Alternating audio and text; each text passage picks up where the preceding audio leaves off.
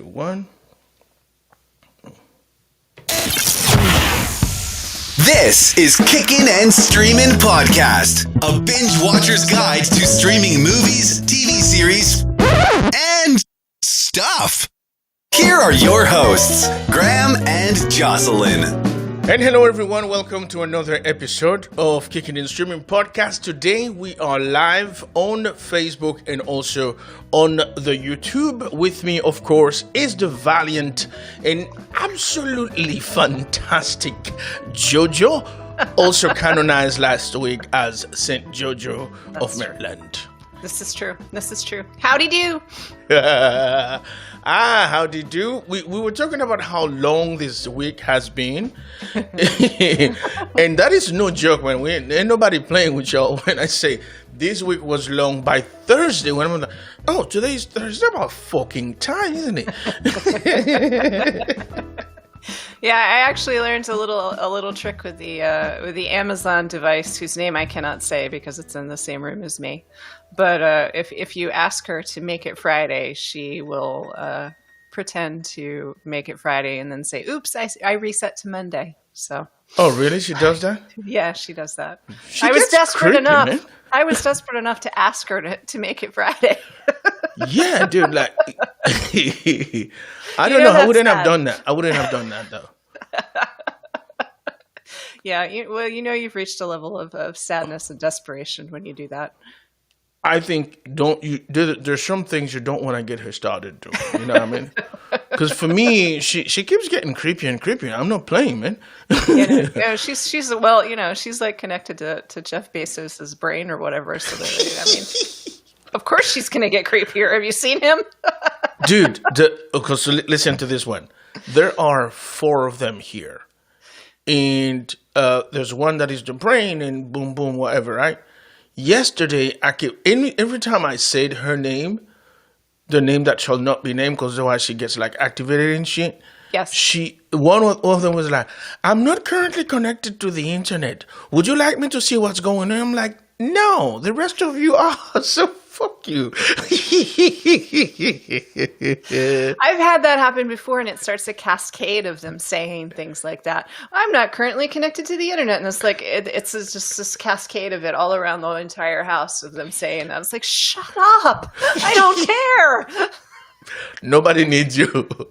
But here's another one, right? Yeah. I hate that she hasn't learned yet that there's a certain distance that somebody has to be at the door for her to be announcing, "Motion detected at the front door." I'm like, no, that was just a fucking car. Stop it. It was on the street. Actually, that was on the opposite street. Not my street, the street all the way down the road. It was... That's amazing.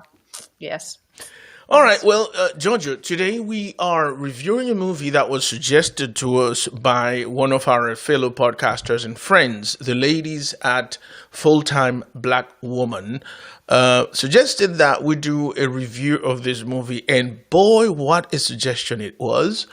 From what you told me, you actually loved this shit, didn't you? Yes, I did. I really want to hear what they have to think about it or have to say about it and what they thought of it.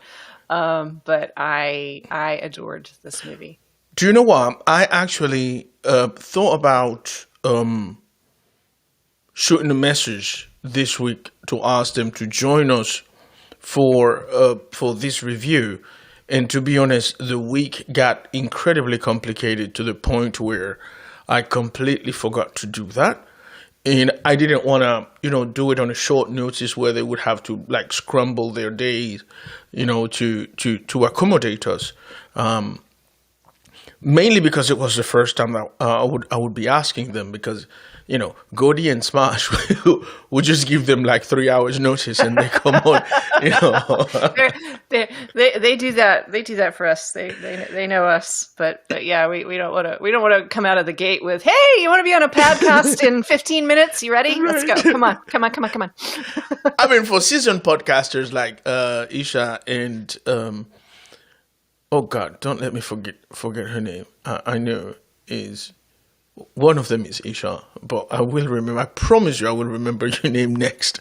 For seasoned podcasters like our hosts of Full Time Black Woman, it's really it wouldn't be a big deal. But at the same time, you want to be respectful of people's time. Yes. And so we didn't want to do that, but I would very much so if they would like to join us at one point. If they are watching this live, of course, also, they are very much invited to join us, and it would be awesome. Just shoot me a text, and we will send them an invitation through Melon, and they can join us. But this, let's get on with it, right? Yeah. The movie Jojo, I Care a Lot. It seems to be something that everyone seems to agree that it's a fantastic movie, and that myself included, right? Myself included, I thought it was a great movie. It's just the subject was a bit too much for me, Okay. and I think Rosamund Pike did an absolutely fantastic job, and of course, she won Best Actress on Golden Globes Best Actress for this movie. So clearly, you can tell that she brought her all of her tools into this movie, and she did it. But let's make our viewers know, our listeners also know what we're talking about here, and you are the woman in charge of doing so. So, Jojo, would you like to put it into context for our viewers and our listeners? So, I Care a Lot is a movie starring Rosamund Pike and Peter Dinklage and Eileen Diane Weist. And it is the story of a woman, Rosamund Pike, who is someone who, through perfectly legal means, makes herself the legal guardian of older people who have, through certain means and ways, it has been decided that they cannot care for themselves. So she takes over their estates and their assets, and what she does is essentially manage their life. And she chooses someone through the help of some of her subordinates and co-conspirators, if you will, who turns out to be not who they are on paper. They do a lot of research before they take on one of these people. And this person looked like they were perfect, no living relatives, lots of money in the bank, a nice house that was paid for, someone that she could very easily put into a care facility and take over their assets. Unfortunately for her, chose the wrong person. This was someone who is a completely different person in real life as opposed to what's on paper. And this is where you discover ties with Peter Dinklage and the Russian mafia. And the story goes from there. And I love this movie. I just really, really, really loved this movie. Rosamund Pike, I think, got a bit of I think a career boost with her portrayal in Gone Girl, which is, I hate to say a similar character, but a perhaps sympathetic character to this one. Someone who would probably understand the motivations of this character that it's in the movie I Care a Lot. But what I found sort of interesting is that, the movie Gone Girl scared a lot of people, especially men, from what I have read and been told. And I actually enjoyed the movie much more than the book. I didn't really care for the book very much, Gone Girl, but I really enjoyed the movie.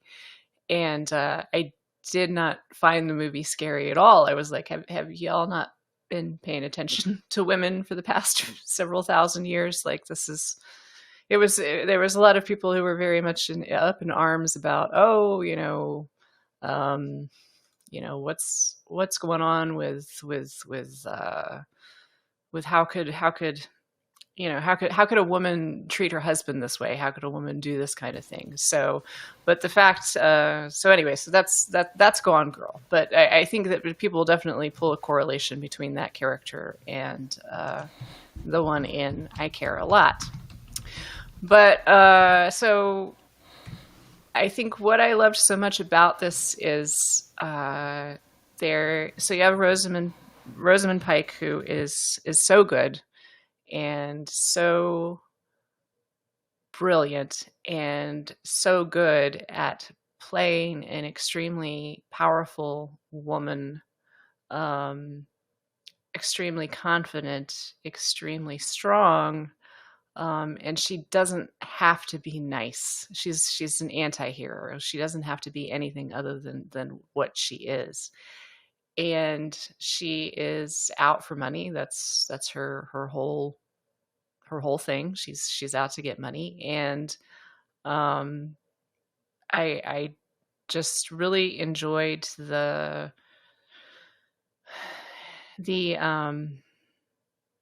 bringing of that to the table, the showing of a female character who's essentially ruthless and out for everything, and at the same time isn't your stereotypical character with that sort of thing. I also enjoyed with the movie that everyone nearly in the movie who's competent is female, which is I thought was a nice difference than normally. You have the character of herself, you have the character of her lover, you have the woman that they've mistakenly picked on, you have the jewel dealer, you have essentially everyone who is competent and good at their job. You have an assassin. They're all women. And I loved that about the movie, because you don't get to see that very often, and it felt very, very, very on purpose.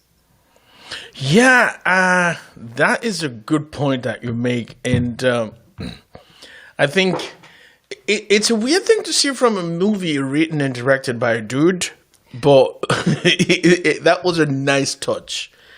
Yes, I was very surprised to find out that the writer and director was, in fact, not a woman, because I thought for sure it would be, because the character that Rosamund Pike plays in this movie is I feel like a character that I've been waiting to see on film for a long time. Yeah.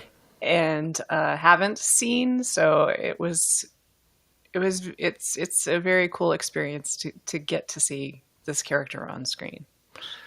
Yeah, you are absolutely right. I didn't love the character, but I can understand where I can understand exactly what you're talking about. Seeing a woman who, the whole idea of, it would be nice if she was nice. You know what I mean? Like, I can accept a villain, a woman villain, but she has to have some sort of characteristic that makes her empathetic, and that's bullshit. Because had it been a dude actor playing the character of a dude, everybody would be like, damn, this motherfucker is ruthless and woo. Oh, he's badass. He's amazing. Right. Because like we had that shit with Walter White, didn't we? You know, I mean, this is a character that is, for me, as sociopathic as Walter White. Yes. You know, she is a stone cold psychopath, sociopath. Bloody whatever. hell, she is, man. and unapologetically so. And the film is also unapologetic about it. That doesn't make excuses for it. Doesn't give her a sad past. It doesn't do anything. It's like, no, this is who she is. This is what she does. And God damn if she isn't good at it. Yes. So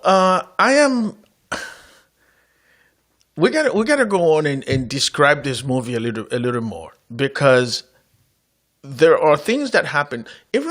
Most of the things that happen, especially on the legal front, are plausible.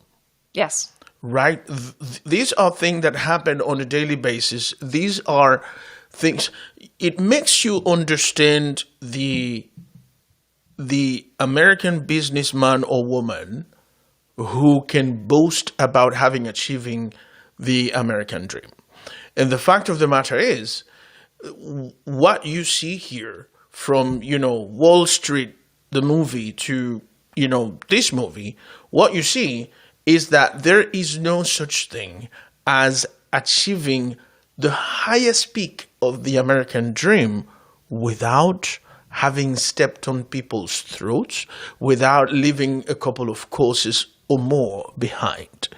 And so when someone comes to you and bring this bullshit about, it was all about hard work, that is what they are telling themselves to sleep at night. That is not necessarily the truth. And if you dig enough, you will find the bodies. You will find the trail of tears. You will find the trail of blood. So it's important to, at least for me, it was an important thing to watch. The problem is, those people are celebrated, especially when they have a penis and a pair of balls, to almost to the point of hero. If Facebook had been owned by a woman, Facebook would be gone by now, with all the shit that Zuckerberg has caused American democracy. That is for sure. Am I wrong? No, you aren't. And one of the other beautiful, lovely, perfect touches I love about this movie is the fact that this is supposed to be about caring for people. And what are us women supposed to be good at? We're supposed to be nurturers. We're supposed to be motherly. We're supposed to care. And so what does she build her empire on? Caring for people. And that is it. That would work. That is absolutely realistic in the idea of capitalism. Yes. She could build an enormous empire on that fact, and that fact only. And that's another thing that I feel like some of this movie is just a feminist manifesto, and I love it. Yeah, you're not wrong. You are absolutely not wrong, Jojo. Go on, please. The scene where, because of course, we have the Russian mafia becomes involved, and Peter Dinklage is so perfectly cast in this. One, because he's one of the greatest actors, I think, of all time. I mean, the guy moves his beard a little bit in this movie, and you feel things. It's like, oh, somebody's about to die. Yeah. And he hasn't even done anything but moved his, a few chin hairs. Yeah. But I also feel that, and I'm probably going too deep on this, but he is a little person. He is literally a little man. Yes. And for that, I feel that was sort of symbolic in the fight between these two sociopathic titans. That one is a woman who has always been judged by the fact that she doesn't have the right genitals, and the men are so often judged on their height, and that is a fact. That is the truth. Yes. The taller candidate will often win an presidency race. CEOs are definitely tall, certain statistically taller than others. So I just felt that was also a casting decision that was also made in the sense of, let's set these two people up who are both in some ways going to be judged for something other than what they actually are or what they actually are capable of. They're going to be judged by appearances and what they have and do not have. And that just, I loved that, because to me that brought so much more to the fight. Yes, and you know, everything you are talking about here, it can be explained with in the attitude of other people. For instance, the judge, as you said, because the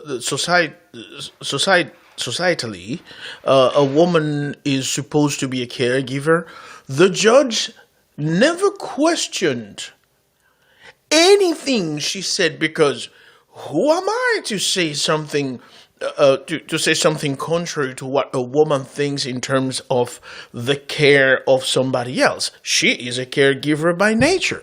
So if she tells me that, especially and see the female doctor who Yes. makes the reference, Yes. and then of course Yes. the character of Rosamund Pike that comes and says, yeah, I think the best thing to do is this, and that. The judge never questioned, and even when the lawyer appears and makes an argument that anybody who's anybody, competent at least, should say, wait, I think I want to hear more of this. I think this Yeah. needs to be looked at, because I've never heard this before, but this clearly should raise an alarm, right? Like, there is no perfect. You know, you have to understand. I mean, my light bulb would come on. Like, how come these two are always working in pair? Yes, yes, yes, exactly. But then you have the character of this particular attorney who comes in and he's very, very fly. You know, he's Yeah. got the 3-piece suits, he's got the diamond necktie and everything going on, Mm-hmm. and he looks like a shyster. I mean, honestly, Right, he right. looks like the kind of attorney that would come in and do exactly what she suggested that he was there to do. Oh, well, Yeah. he's not actually representing her. He's this and this and this. And the judge is just like, oh, well, you know, a woman isn't gonna, you know, especially not a woman doctor and not a woman caretaker. They're not going to collude together to do this. No. I don't know this guy. I've never seen him before. Who is he? I know these two ladies, and Yeah. they're lovely. Yeah. As opposed to poor Fiona, who was apparently an idiot. I don't know. That also bothered me. That Yes. also bothered me, because this was another opportunity for the judge to show some competence, and said, you know what? I want to hear from Miss Fiona herself. Yes. Right? Yes. I don't have a lot of respect for her. I don't think she is the greatest character. But right now, this is you say versus she say, and she's not here to defend herself. She's not here to elaborate on her affidavit. So let's give her at least. I may not trust this judge, this lawyer. I might not think that the person I have in front of me who's been accused of taking advantage of this lady, I might not think that she's capable of that. And I don't believe the lawyer. But there is an allegation that should be checked out, as opposed to, I know her, she's an idiot. What? I know her, she's something. Yeah. That was terrible. It was like, Yes. what is it doing? You know? Yes, it really was, and it was, I think, very much, and this happens. I mean, this happens in real life. People actually do this to other people, older people, and Yes. and disadvantaged people, and that sort of thing. So, I do think that this is an indication of the kind of judge that is going to be sitting on the bench. If he's worked with people for a while, he doesn't want to rock the boat. He doesn't want to do any extra work. Yeah. He's just There's a lot scared. of that.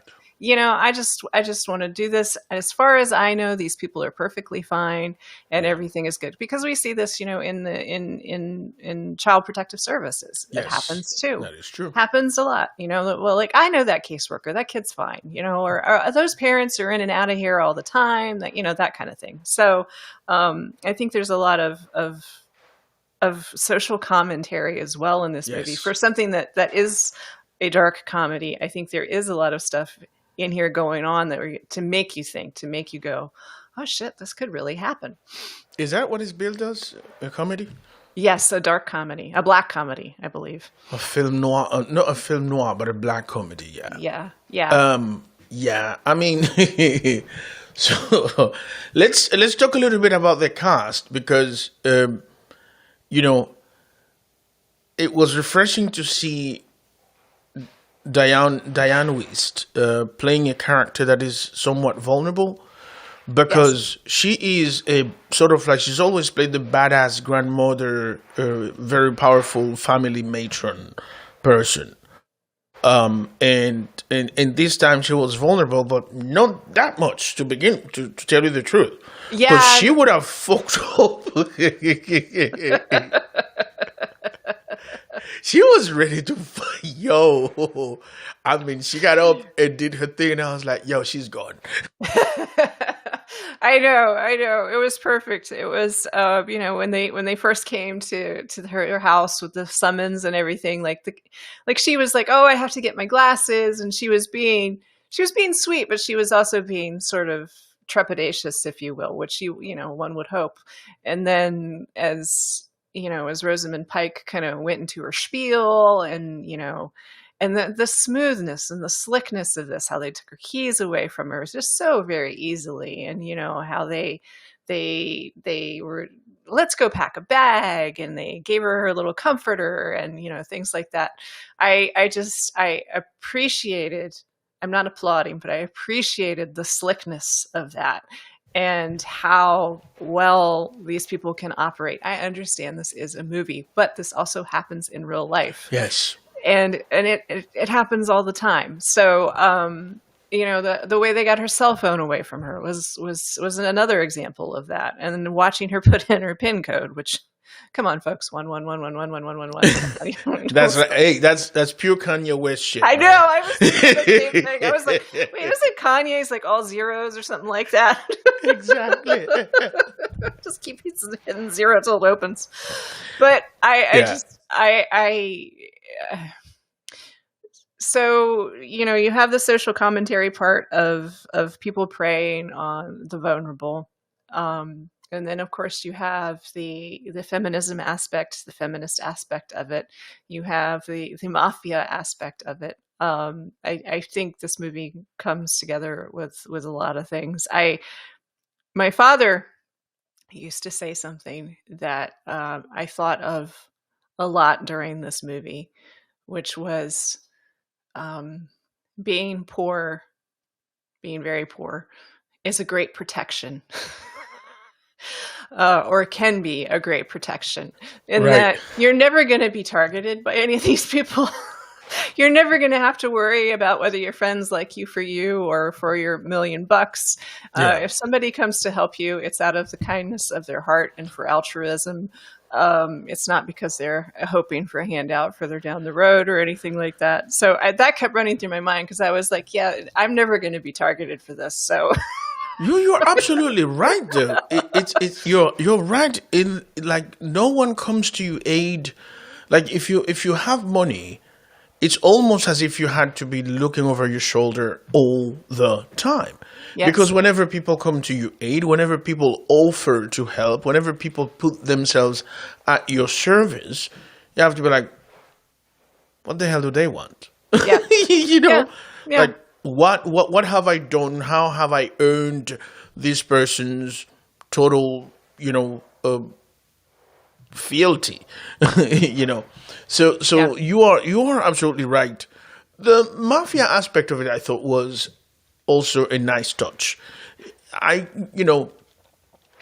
The surprise aspect of it, because this is someone, the character of Marla Grayson, played by Rosamund Pike, who has gotten away with this over and over and over again.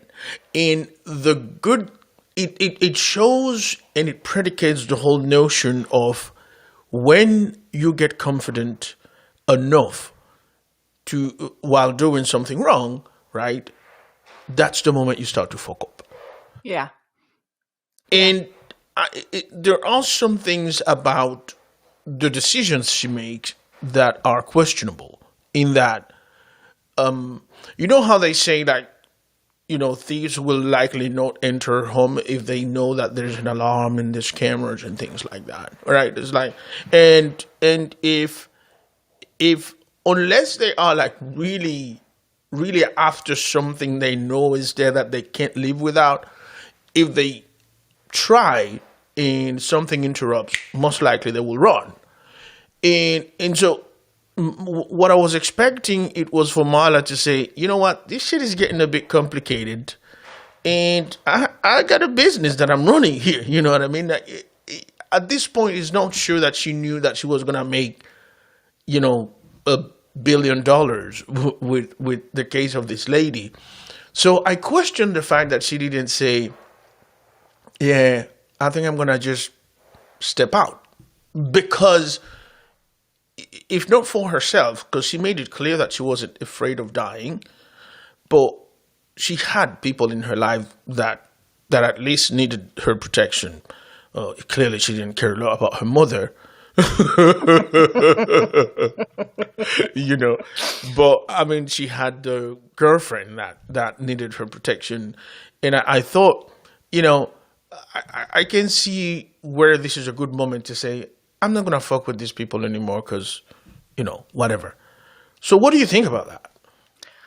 I love that she didn't, because I feel that normally in a Hollywood movie, with that being a female character, that's when she would have backed down. And in a Hollywood movie, if that had been written as a male character, he would have done the same thing that she actually did in the movie. And I love that, because she was challenged on what she considered her turf. And she had the nose to know that this case is worth more than what you're offering me. And yeah, you're coming in here with threats and things like that, but that means that you're scared, because otherwise you would have just taken me out and taken her away, and I would have never known anything about it. But if you come in here all trying to throw your swagger around and stuff, no, there is something else behind this, and I want to play this game. And I love the fact that she did that. I loved the fact that she didn't back down. Really? You are mad surprising, Georgia. Damn, man. Well, you got, okay. So she is who she is. She's very confident. She's very strong. I'm not saying what she's doing is right, y'all. Okay. But she has a very successful business. And somebody walks up into your business and tries to tell you and threaten you, I'm going to give you this, and you just go along your way, or otherwise your pretty little face is going to get messed up. Oh, yeah, fuck you. Fuck you. Get the fuck out of my office. Oh, damn. Yo, when did you get this scary, dude? Like,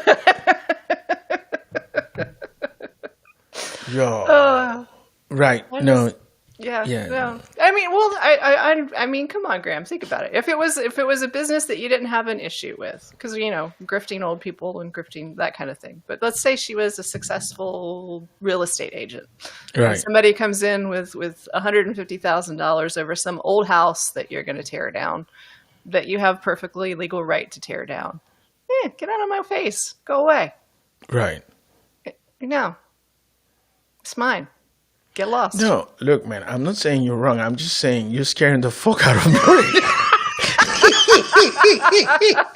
That's not what I'm saying, dude. Shit, I got you. What I'm saying is, right now, dude, I don't know who the fuck are you and what did you do with JoJo?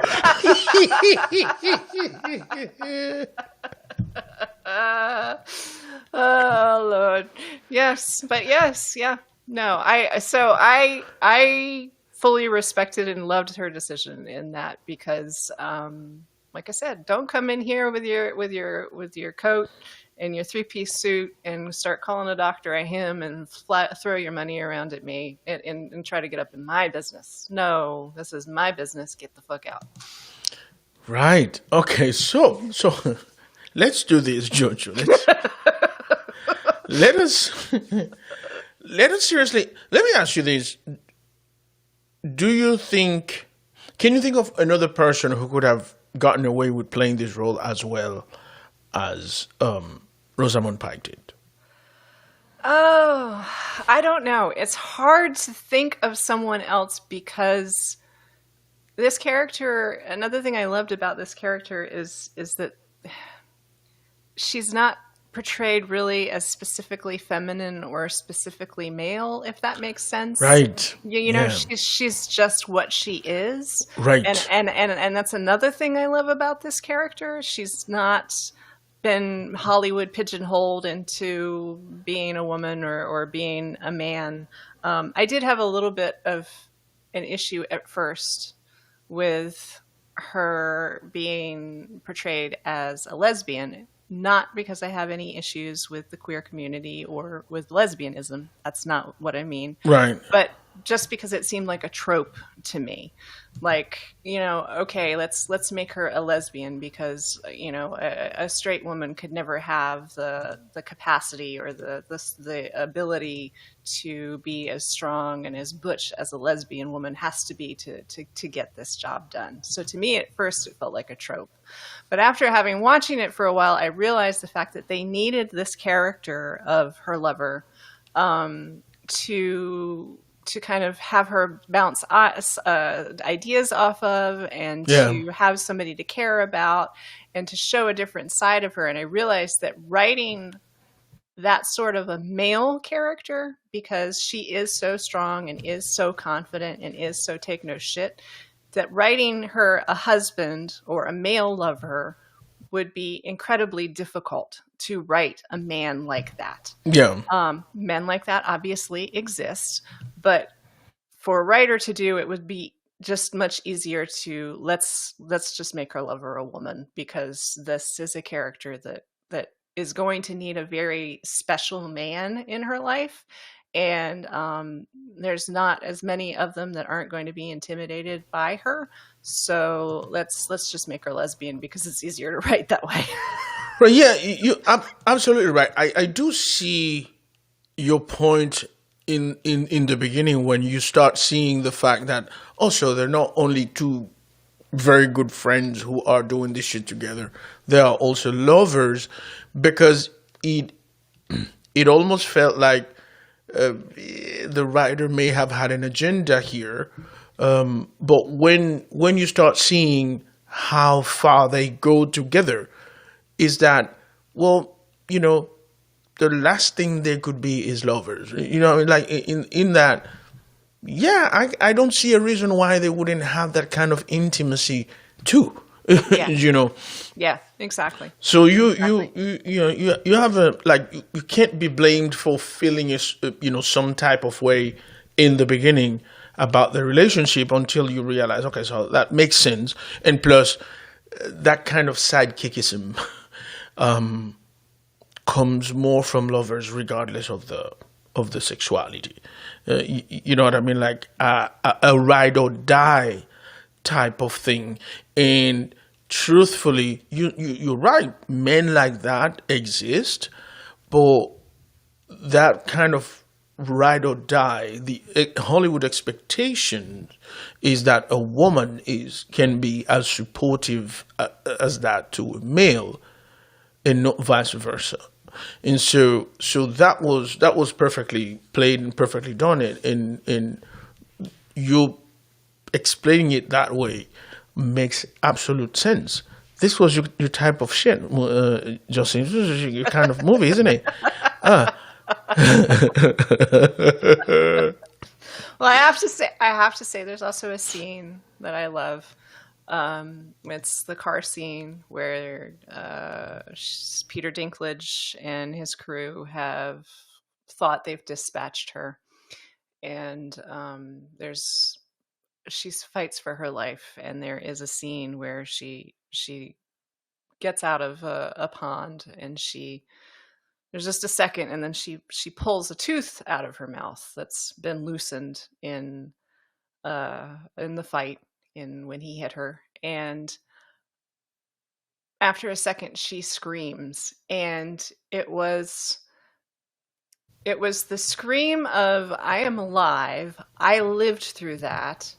And it was a scream that I think all of us women have felt at some point or another in our soul whenever some mediocre white man thought that he just successfully fucked us in the face. Yeah. And we were like, no, motherfucker, you didn't. I have you. I've got you. and no, you're going down, man. You are going down. And it's a beautiful feeling. And she's just standing there screaming, holding this tooth. And I was like, I know that feeling. I have felt that feeling. I haven't literally pulled a tooth out of my mouth, but I know that feeling. And I was like, oh, Peter Dinklage, you done fucked up, man. So, the other thing I thought about is that this is the most primal I've ever seen a female character, and I fucking loved it. I'm like, I want to drink a beer on behalf of this lady when she did the scream, like because you know it's anger, it's anger, and it's knowing like, fuck you, I got you, you don't have me, right? Yep. It's anger, and it's also joy and relief, because she lived. They thought she's dead. They think she's dead, and she is alive right now. She lived through that, through her own ability. She got herself out of that. She didn't rely on anybody else. Nobody saved her. She did that shit herself. So there is pure joy in that. There is pure rage. There is just pure adrenaline. It's I don't think anybody but Rosamund Pike could have played this character. To get back to your original question. Well, it took a long while to answer the damn question, but you got it, man. I know. I'm slow. Yeah, while I was watching it, I kept thinking to myself, who could have played this character? Who else could have played this character? Nobody else came to mind, to be honest. If this character was, I think, the only other person I could see playing this character, and that would change it in a lot of contexts. If I had to pick anybody other than Rosamund Pike to play this character, it's going to surprise you to hear me say this. I would go with Viola Davis. Oh, that would be good. That would be good. Because Viola has that kind of badassedness and in unscrupulousness that Rosamund sort of like flared off. Yeah. But like I can't think of anybody else, man. No, that would be good. That would be good. I also, and I don't know that this is a basket of eggs that we want to get into or whatever, but I was also kind of curious about, because it felt like a statement to me, and I don't know if you have thoughts on this, but it felt like a statement to me that the movie was very non-diversive,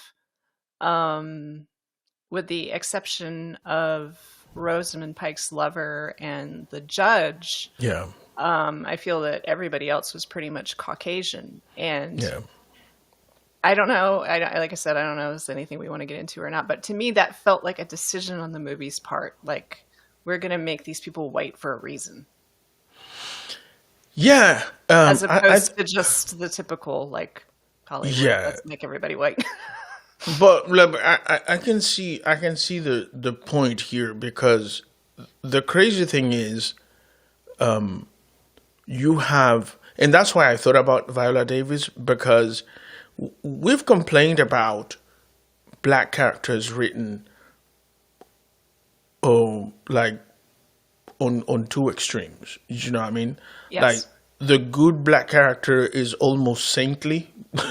Yes. Without any fault. That's why we liked The Little Things, because the character that Denzel played, we discovered that this guy wasn't by no means perfect. He was an asshole on his own right. And so we've complained about that. I know that, the black community, we've complained about that. And also in Hollywood, there has been these complaints. It's either the black character is the drug dealer, the this, the that, like all of the bad shit and stereotypical nonsense, or when the black character is good, is almost saintly to a point of like, you don't want to see this nigga, get in bed with somebody, because like, you're not supposed to do that, I mean, like what are you supposed to have an aura on your head and shit, and I think writer and director may have wanted to stay away from that.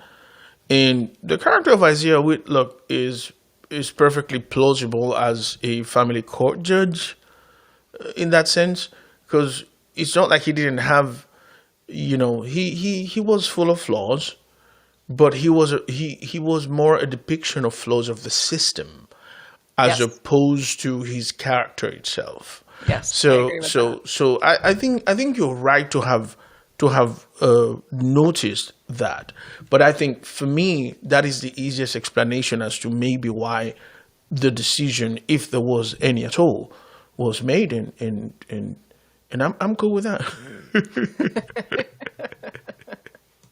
Well, this is a fantastic observation. So we've talked, countlessly about Rosamund Pike, and we referred to her lover, who was played by Eiza Gonzalez. She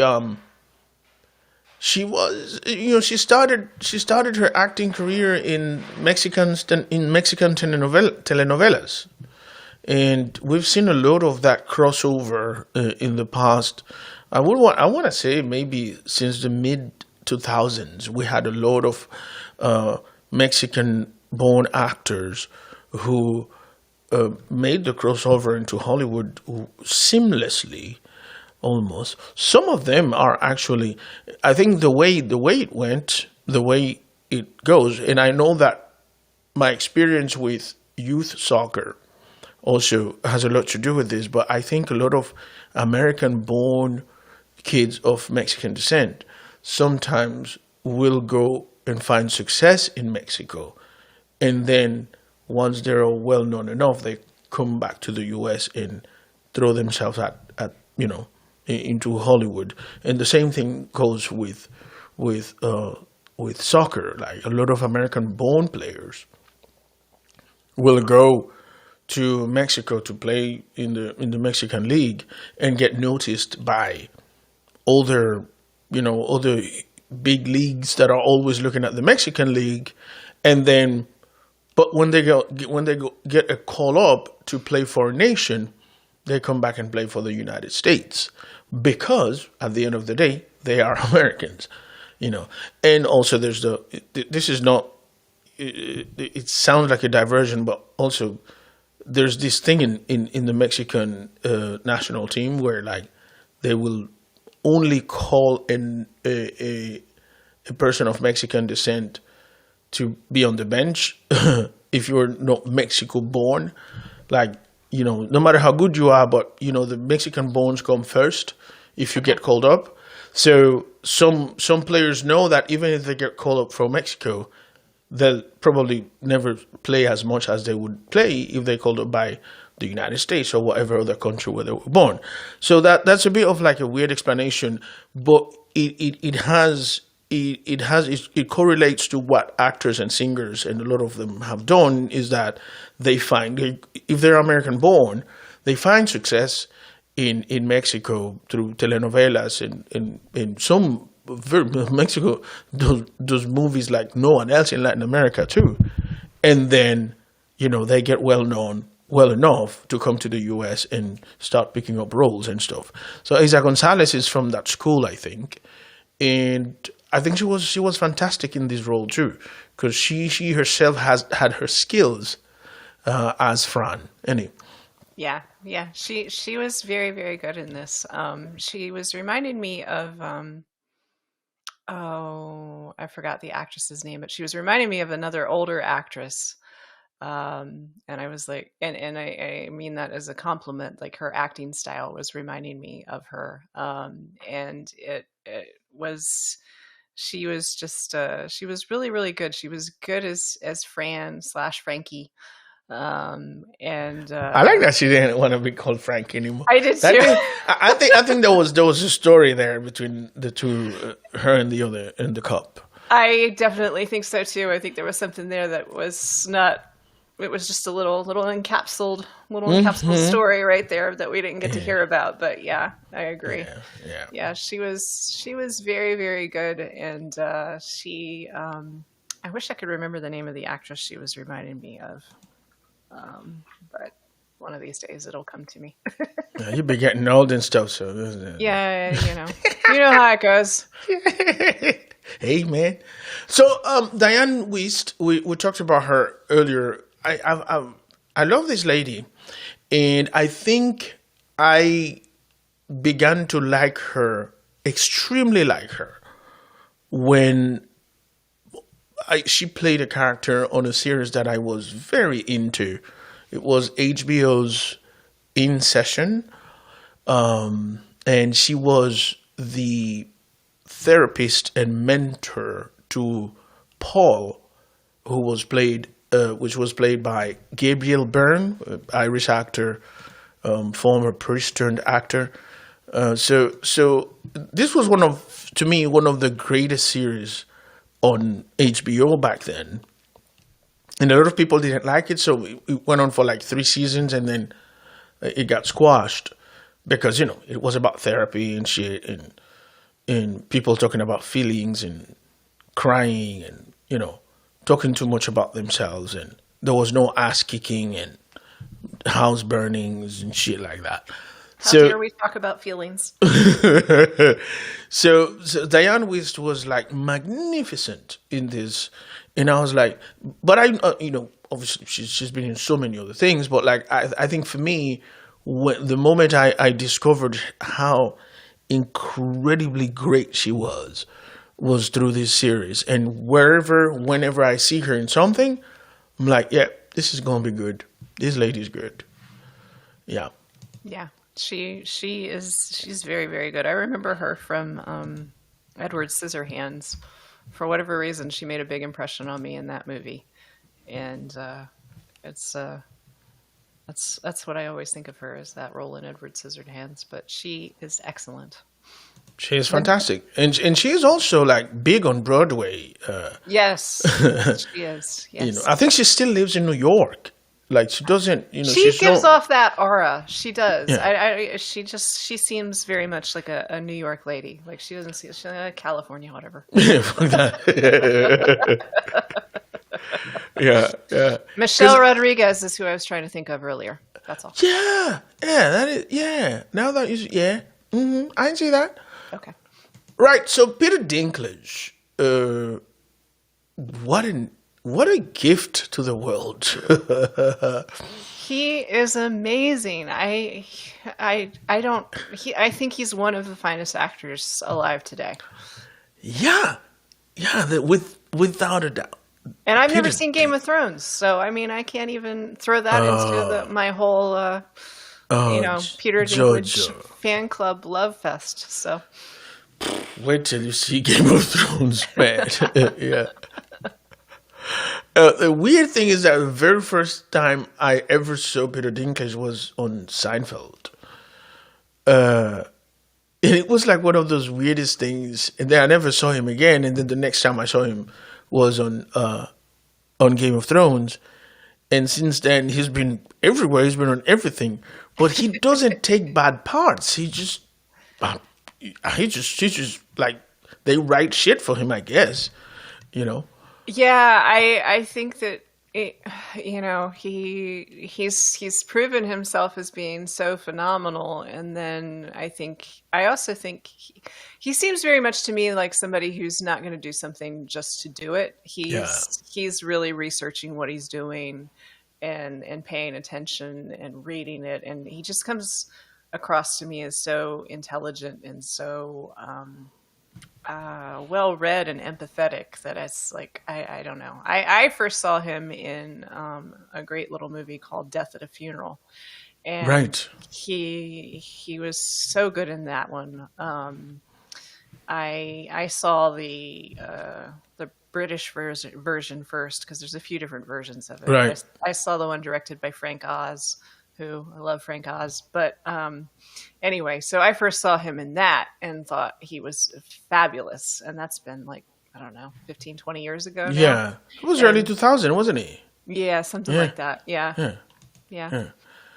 Dinklage. Chris Messina is one dude that I don't know if I should call him a character actor, because I mean he's actually starred a couple of movies, in series or whatever, but he is great, Chris Messina. He is absolutely great, and you can believe, like, there's no character I've seen him. I'm like, maybe they could have picked somebody else for this one.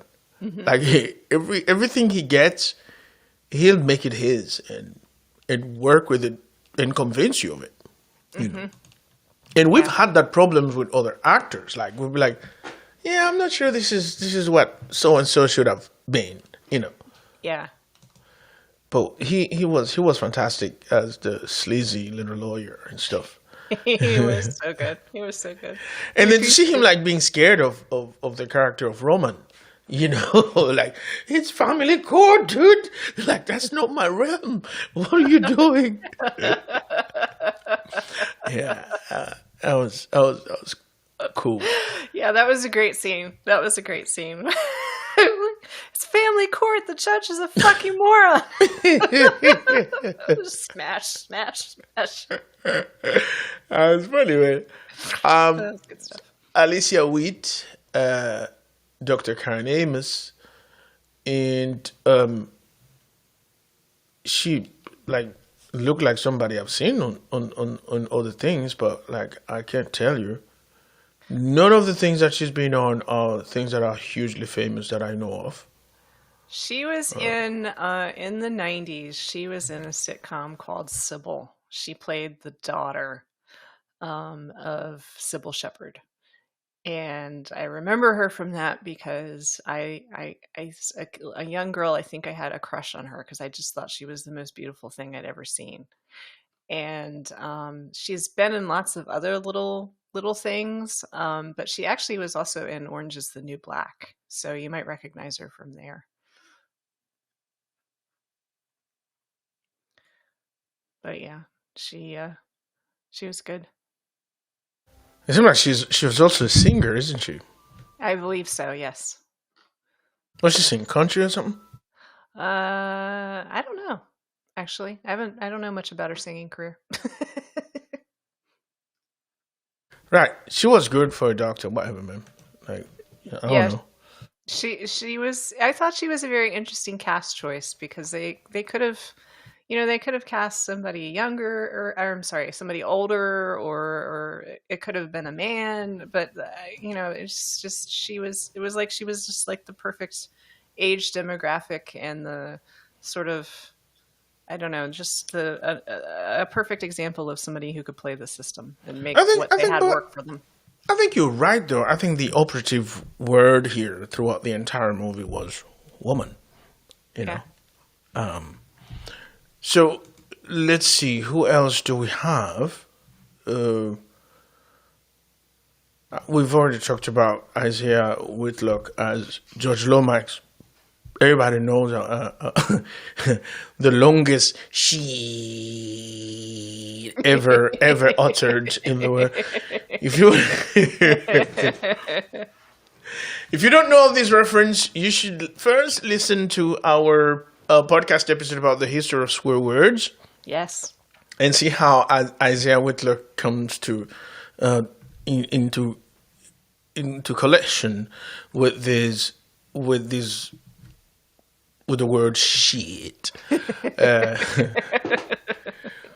But Isaiah Whitlock, you should, unless you've lived under a rock for the longest time, you should know Isaiah Whitlock, isn't it? Yeah. So Damien Young, he is the what do you call the quintessential character actor. Is the guy that will play anything and you'll see him. Yeah, that's the guy. Yes. He's a director of something. He's the father of something. He is the butler to somebody. He will play any of those characters, and you'll be like, yeah, that's him. He there's an older British sitcom, and you've probably seen it, or maybe not. I don't know. It's called Waiting for God. And it's about characters who are in a care home, in Britain, and it's a for-profit care home, and it's a comedy, and it's hilarious, and it's amazing, and it's one of my favorite shows. But the director of it is the character that Damien Young plays. Like it's eerie. Like I think he watched Waiting for God and just recreated this guy, because the guy is such a sleazeball, and so like, doing the tours and getting people in with all, the old people in and their money in and that kind of thing. And I'm like, oh my God, it's Waiting for God. He's so good at this. So yes, Damien Young was perfect in this part. Yeah. And finally, what do you think of Nicholas Logan as Alexei Ignatieff? He was funny. There was an really element of funniness on him, innit? He was really funny. He was. It was like when he went to the house and was, everything was wrong, and then he just got in the taxi and just drove off and was like, fuck. Because he knew that he was in deep shit. Like he knew that he had just missed every opportunity that was going to be asked of him. But he's like, well, I can't go back now. Right. Like, who sent you? Who called you? Like, let me get the fuck out of here. Don't look. Yeah. But there was something on his face too, like the faces that he did. It was almost like I'm in pain or something. It's funny. It was funny. I enjoyed the little scene where he when they take the tour of the care home, and they're looking for Jennifer, and ma'am, and she's in the bathroom, and he's like instantly like, I'm not gonna look, but ma'am, and she comes out, about fucking time. But he's so sweet with her. Like, he's so sweet with her. And then she said, my guess is Alexis, oh no, that fucking idiot. No. It's like, oh my God. Like, poor Alexi. He did a good thing. He tried. That was like, he was great, man. And I almost believed that he was some kind of like, ginger Russian, which you don't see a lot of ginger Russians. No. But I was ready to believe Alexei Ignatieff to be a ginger Russian. The assassin, I think, was played by Ava Godet, wasn't it? I believe so, yes. She was like really smooth too. Like, I'm here to do a job. I'm gonna do this and get the fuck out. Excellent. And I think another example of, and I need to shut up about this, but honestly, another example of, she's a woman walking up to another woman. Are you okay? Is everything all right? Yeah. And, very non-threatening, like, as another woman, you're instantly going to be like, oh, it's okay. It wasn't her. Obviously, she didn't do anything to me. And then she just takes over from there. It was just like, perfect. And it also sheds light on the whole, if you want something well done, just let a woman do it. Because every time it was a dude in charge of dealing with the character of Marla, somehow it just never panned out. She was the only one that actually got to Marla, kidnapped her, and, like, why don't you deploy her, let her work her magic on her? But, yeah, you're right. This was a movie that I enjoyed talking about a character that I did not enjoy. And there were many reasons why I didn't enjoy this character. And, I like villains that, woman or male, I like villains that give me one reason to cheer for them, even if I want them to get caught, even when I want them to get killed, even when I'm not the type of guy who's always going, with the good guys. I like when there is something in a villain that I can. We've talked about this, right? I've always talked about how I think I refer to it most of the time as a Dickensian trait in characters where, you're not just bad because you're bad. Mm-hmm. There's got to be something about you that not necessarily tells me a story, but makes me want to know you more, and not just push you away. Because I wasn't. This was not a movie where there was where there were good guys and bad guys. No, everybody in this movie were completely terrible motherfuckers, right? So there wasn't anybody to cheer on, to root for, except for the well-being of Jennifer Peterson.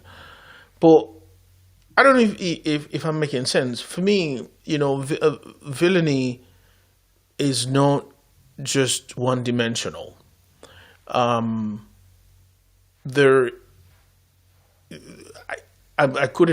didn't buy the explanation, the narrated explanation of Marla's character.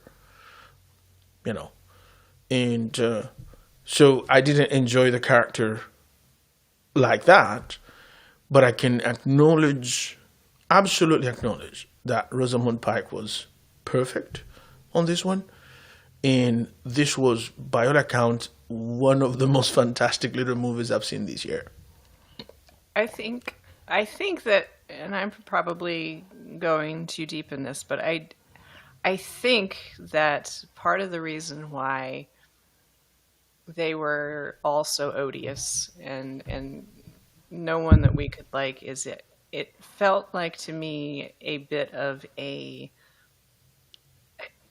speaking to capitalism.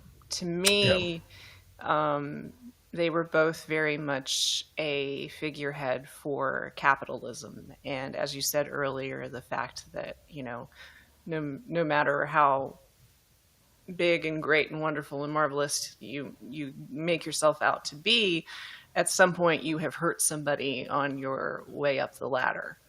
And I feel like that these characters she especially, were an amalgamation of capitalism. Like, if capitalism was a person, then it was Miss Grayson. Yeah. If capitalism was a person, that was Marla Grayson. But that was the entire cast of characters in this too, except for Jennifer Peterson. And that's because we don't know her background story. We don't know how many, the trail of tears and blood that she's left along the way either. Probably plenty, considering her house and her savings account and what was in that box. What was in that box, though? Damn. Yeah. All right, folks, you should watch this movie if you haven't. And once again, I want to give thanks to our friends, the ladies and hosts of Full-Time Black Woman, for recommending this movie. Yes. And for suggesting that we do an episode about it. Yes. I would love to reprise this conversation if need be, or even if it were just a little live on our YouTube channel, just to go over it, to see it from their perspective. So the invitation is clearly open. But I enjoyed talking about it, and clearly, Jojo, this movie brought something out of you that I'm like, yeah. Are you scared of me now? Kind of.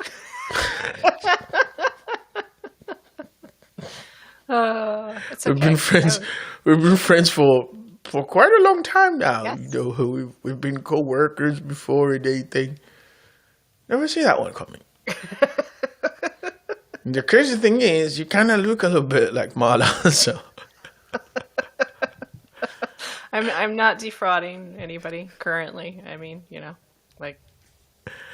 Yeah, no, you're good. You're good, Judge. You just get scary, but you're good. Yeah, I do. I do get scary. My husband gets scared of me all the time. Yeah, I can commiserate. Jeffrey, man, I feel your pain, dude. All right, so we want to thank you for if you joined us at some point during this live stream, thank you very much.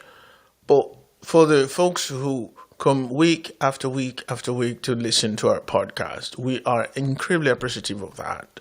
Yes. And to our fellow podcasters who also give us tremendous support by sharing, by liking, and by coming to us when they see some gems like this and say, hey, man, I think this is right down your alley. You should do it. So, to the Godees, to the Smash, to our ladies of Full-Time Black Woman, to our friends, the Muck podcast, also to our very good friend, George DeMoya, all of you guys. Thank you for keeping us in your thoughts and for always, volunteering new things that we should watch, new things that you think we should talk about. And, you have in us friends, and because we've always considered you. So, yes. Jojo, where would people find you if they were looking for you on Instagram? I am Jocelyn Podcast. Right. And me, you will find me on Instagram, on Twitter, and also on the Facebook as Mr. Pucheta. That's MRPUZZETTA, MRPUZZETTA. That's going to call it for us today. Thank you very much. Thanks, everybody. Bye.